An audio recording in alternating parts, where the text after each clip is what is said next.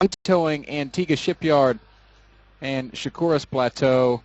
And ViBE choosing to veto Tal'Darim Altar and Ohana.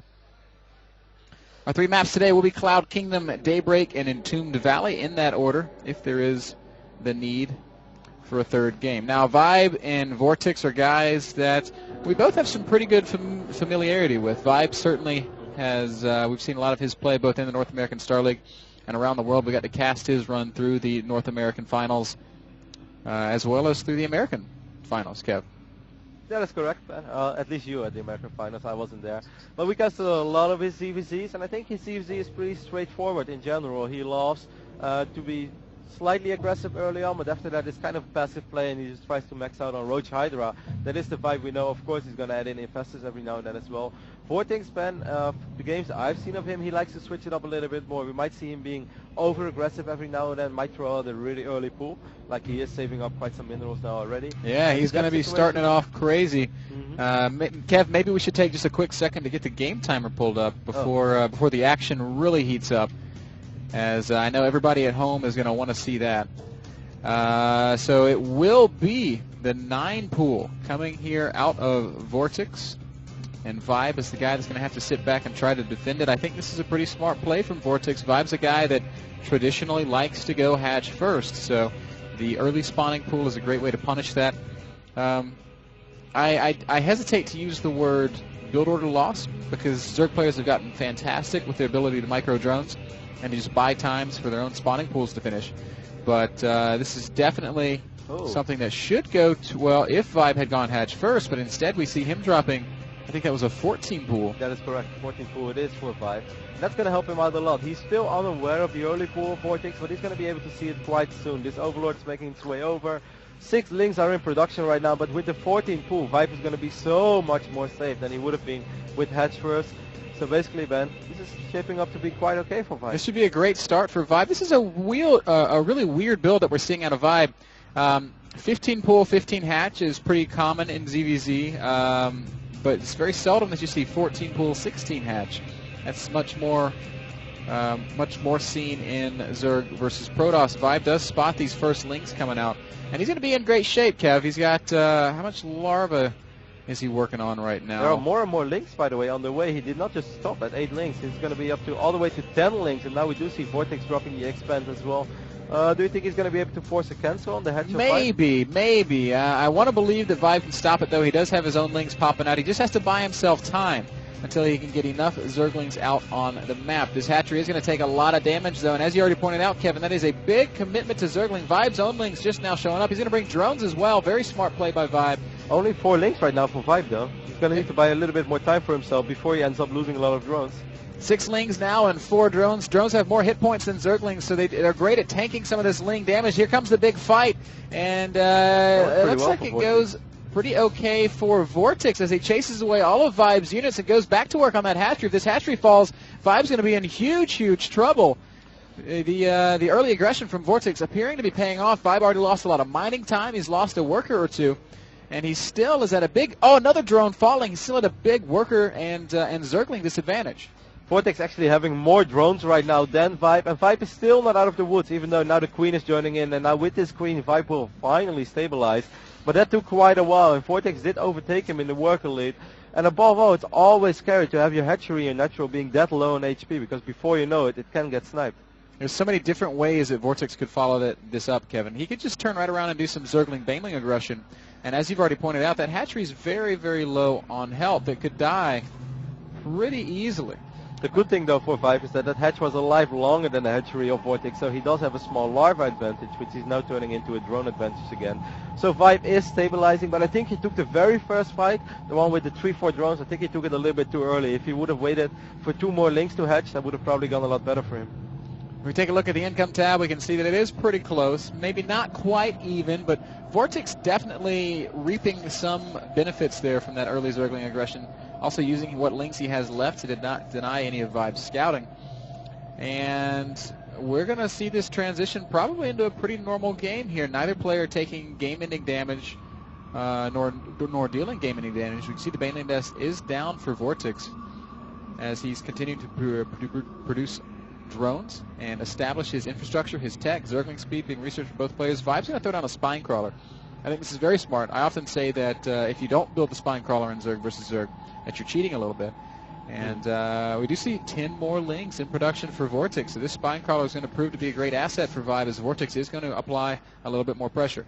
VortiX is making a lot of links right now. 16. ViBE is, it was actually supply block, which might have been a good thing, Ben, because right now he has time to morph these larvae still into links rather than into drones, which we would have done that without seeing all those links making their way across the map. I do think we're going to see ViBE produce quite some links now as well, and that's exactly what he's doing. But he's doing it off a worker lead, so if ViBE is able to get through this phase of the game without taking substantial damage, he's going to be clearly ahead.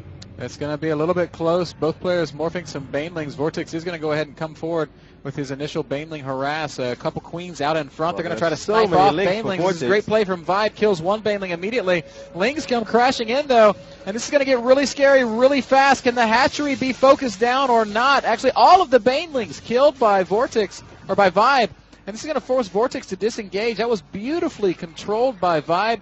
Focus firing with his queens and his spine crawlers and getting his own Banelings out just in time. Very, very nicely done by the American. Yeah, absolute superb defense here by ViBE. Very well done. He is still ahead in drones, even though VortiX, as soon as he realized he was not going to kill ViBE, he's been droning up behind this. But of course, ViBE will be able to do the same thing. ViBE has more links right now on the map than VortiX. VortiX did not have that spine crawler yet, but I don't think that ViBE is going to be able to do a whole lot here against those two queens. Queens and Banelings and Zerglings, and sooner or later there will be a spine crawler there. VortiX is able to repel ViBE for the time being, and now we're going to see this game transition up to a pretty normal mid-game, I would say. We've got Lair on the way for ViBE, no additional tech. He might be trying to play Mutas. More Zergling action happening out here on the left side of the map. Oh, nice exchange there as VortiX kills a lot of Zerglings and a Baneling for minimal investment. That's very, very nicely done. Both players now working on their layers. Still no Roach Horn, no Evo Chambers. ViBE's worker lead is quite substantial though, and he's on 48 right now. Quite some drones are morphing for VortiX as well, so he's going to close the gap a little bit. But 10 drones in this phase of the game for quite a while already is a pretty big deal. There is a nice Zergling advantage here. He's going to try to force the detonation on one Baneling. Baneling does survive.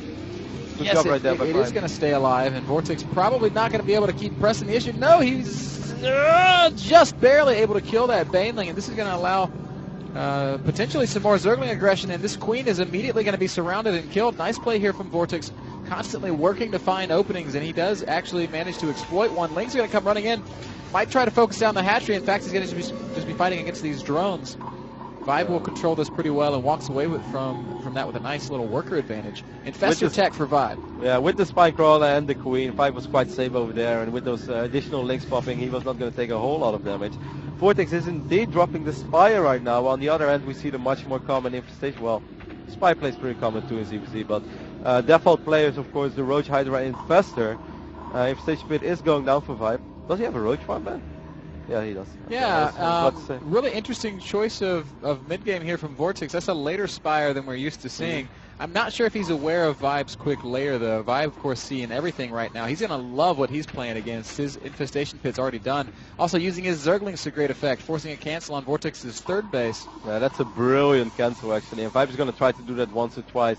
After scouting the Spire, he knows what time it is. He knows VortiX is going to bank up a lot of minerals and gas. Infestors are already out. Like, normally, the Spire, the Mutas come quite a bit before the Infestors come. Now it's the other way around. So ViBE should be in great shape overall. I'm curious to see if he's actually going to drop a Spore Crawler or two, but so far he's not doing that. He's going to go straight up to Infestors. That Infestor tech is so much faster to develop than Spire tech actually is. We see VortiX is already throwing down his own Infestation Pit. He has a little bit of gas saved up, but really, really very, very little. He's not going to be able to make much in the way of Mutas. We see 2 Mutas in production, as well as Roach speed, as well as +1 Roach attack, as well as that Infestation Pit. So I'm kind of feeling like he's only going to make enough Mutas to chase the Overlords of ViBE off the map before transitioning into a very, very normal Roach Infestor. Okay, now we do see a couple of spores going on, which I think is very smart, because if he wouldn't go for a single spore, the only real anti-air he has besides Fungal would be the Queens. But then if the Mutas fly in one by one, he could be forced to use a lot of Fungals and only 1 or 2 Mutas at a time. So I think it's very smart to get at least 2-3 spores around, which makes your Infestors so much more safer and make it so much more so much harder for these Mutas to be very active. Only 2 Mutas have been made for VortiX, and as we see on the production tab, he doesn't really look like he cares to make any more. He's getting his pathogen glands, he's finishing up roach speed, he's making his first infestors. So these are basically scouting mutas, a very expensive 200 mineral, 200 gas scout that's not going to do a whole lot. Even directly here, as we see these first mutas are going to go ahead and work on this one overlord, but a queen in position. Well, and a nice transfuse. ViBE just showing off there. Doesn't take any real damage. Chases the mutalisms away. I love how active ViBE still is with his overseer. I believe he actually lost one of his overseers, but this is the second one. He wants to know what's going on, and I think he's able to push it together right now. That VortiX is not committing to these mutas anymore. VortiX is just going to try to get his own roach infestor out at the same time, but of course ViBE should have a nice advantage in that. Yeah, upgrade-wise, it's quite even actually. Excellent scouting, excellent awareness by ViBE. He knows exactly what's up. He is going to go ahead and push out. Supply-wise, these guys are pretty dang even. 13 roaches against 7. Advantage is in ViBE's favor. He does have a big advantage in the infestor count as well, Kev. ViBE does have to be careful, though. Yes, he has an advantage, but it's not a massive army advantage. And if he attacks right now, we all know that attacking can be hard in ZVZ if the fungals land well for VortiX. Whoa, good fungals on both sides. And now the infested Terrans are going to come down. And it's hard to choose a clear winner here in this fight. Both sides will take losses, but VortiX is the one whose supply is vaulting ahead. Infested Terran's going to come down onto this third base. ViBE might try to focus down the hatchery. Yeah, I think the Infested Terrans might be able to get it, but after that I think it's time for ViBE to get out of there. But there are so many Infested Terrans that this hatch will fall easily. If we take a look at the unit count right now, it's 15 against 13 roaches. I guess VortiX is just waiting to regroup. Yeah, a couple of roaches going to be killed as they spawn there, and that's a great attack by ViBE. Yep. As you pointed out, Kevin, it can be very difficult to attack in ZVZ, but ViBE finding an opening, making it work. Smart use to go for the Infested Terrans rather than fungal, huh? Yeah, there's a very, very good play there by ViBE.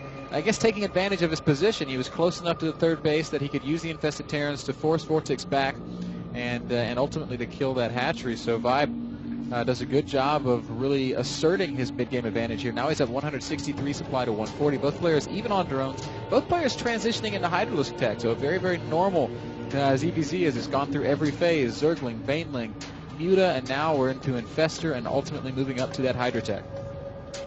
Nice supply lead for ViBE. ViBE just basically ahead in everything. VortiX knows he has to make something happen, so he's going to go up to 4 bases right now. But I think as soon as ViBE is going to max out, ViBE is just going to make another attack, and it's going to be so hard for VortiX to hold. They're surprisingly even in upgrades throughout the entire game. While they took such different routes to where they are right now, it's kind of funny how even the upgrades line up. Yeah, I think both players showing just a fantastic understanding of the matchup. Their timings are very crisp in spite of the fact that they did initially take different tech paths. ViBE, though, has a huge army right now, nearly a 30 supply army lead. And he wants to make something happen here. He is pushing out. VortiX should see this, I think. As ViBE did walk right past this Overlord. 6 against 5 infestors. Nice spread over here by VortiX. It's going to be kind of hard for ViBE to engage, but ViBE is a much bigger army. He's going to send a lot of roaches, I think, to the natural of VortiX. Right on the same moment, VortiX is going to try to engage a big fight over here.